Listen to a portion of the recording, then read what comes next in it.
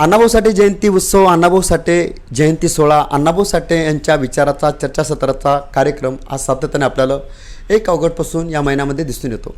आज खरं पाहिलं तर एकीकडे दोन समाजामध्ये तेढ, दोन समाजामध्ये वादविवाद, एकीकडे कलह, उपवर्गीकरण, वर्गीकरण, बाबासाहेब आंबेडकरचं संविधान, बाबासाहेब आंबेडकरांनी लिहिलेली 341 कलम अत्यंत महत्त्वपूर्ण, याचा अभ्यास असणंसुद्धा तो महत्त्वाचा वाटतो. आज खरं पाहिलं तर हा विषय थोडा बाजूला ठेवतो. अण्णाभाऊ साठे जयंतीनिमित्त चर्चा उत्सव सोहळा म्हटलं तर चालेल.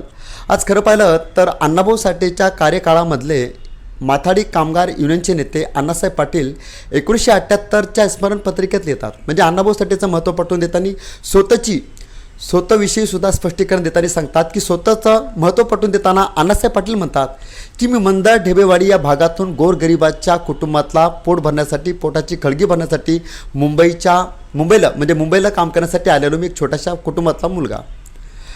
याच मुंबईच्या आझाद मैदानावर अण्णाभाऊ साठे यांची हलगी कडाडली. अण्णाभाऊ साठेच्या शायरीतला जिद्दीचा विजय प्राप्त करणारा लावारस या अण्णासाहेब पाटीलच्या मनावरती ओतला गेला आणि तेव्हा कुठं हा अण्णासाहेब पाटील कामगारातून माथाडी कामगाराचा युनियनचा नेता म्हणून ओळखला गेला. म्हणजे अण्णासाहेब पाटील स्वतःचं महत्त्व आणि अण्णाभाऊ साठेचं महत्त्व पटवून देताना सांगतात. पुढं अण्णासाहेब पाटील असे लिहितात की अण्णाभाऊ साठेंचं जे कडवं माझ्या मस्तकामध्ये सज्ज झालं.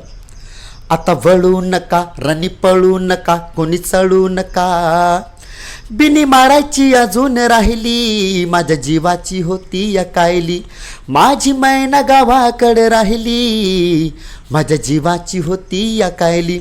आज खरं पाहिलं तर अण्णासाहेब पाटीलनं जे स्वतःविषयी माहिती दिली आणि अण्णाभाऊ साठेंचा वैचारिक विचाराचा आदर्श माझ्यासाठी किती अत्यंत महत्त्वपूर्ण, मौल्यवान असतो हे सुद्धा 1978 स्मरणपत्रिकेत त्यांनी स्वतः लिहून दिलेलं आहे. याचा सुद्धा पुरावा आहे.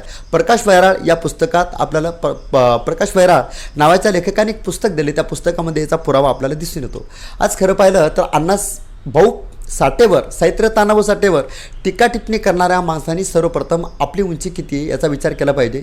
आपण एक विशिष्ट महामानवाचे अनुयायी आहोत, म्हणजे बोलत असताना आपण विधानसुद्धा लक्षात घेतलं पाहिजे. हा तरी मेसेज या व्हिडिओच्या माध्यमातून द्यावा आवडतो. Thanks a lot. खूप खूप धन्यवाद.